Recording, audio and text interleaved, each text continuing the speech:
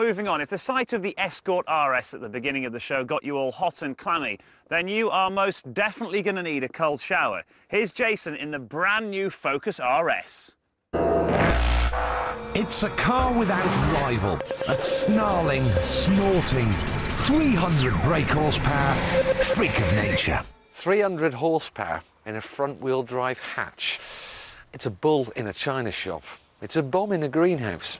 I once had a race car with a similar spec, and on anything other than a perfectly smooth circuit, it would rip your arms off.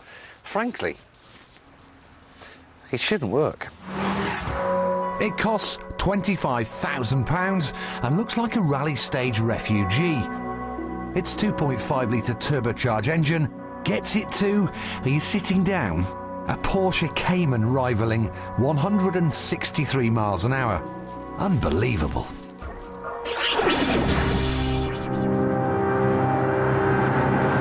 Now, Ford have tried to tune this RS to be as docile as the Focus your mum would buy. And at low revs, it is. But considering it's got 440 Newton-meters of torque, it hardly rips your neck off until the turbo starts to spin, so it's got two sides to it. The side I like is this one.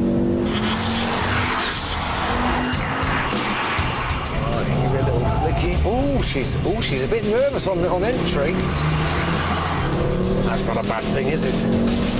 It's just got this this fluidity to the way it drives. You know, you're off the power, it's turning in, you get it back on the power, then after a little delay, off it goes again. And if the revs are high, you've got this relentless feeling of power and grunt.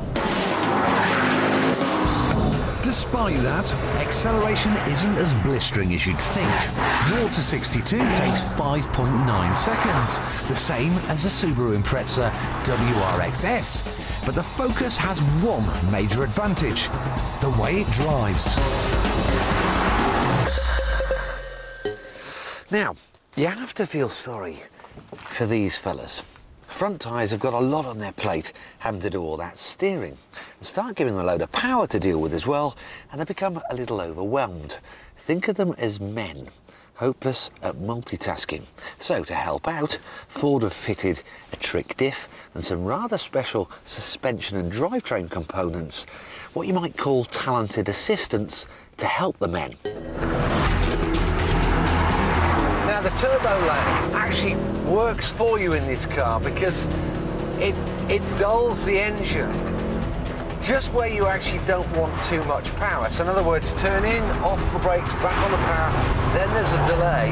Meanwhile, you just stand a little bit further up the road, got a little bit less lock-on, so torque steer in that situation feels less. The car's not jumping around the road like the old RS would be. It's bloody good, actually. One of my favourite parts of this car is the sound of the engine. Just listen to this. The sound is nothing short of thrilling. Can you believe the four bosses tried to calm down the whistles and the pops? But thankfully, the engineers got their way. Good on them. I'll tell you what, I've been driving this all day long up these fantastically challenging mountain roads, and I've had such a blast.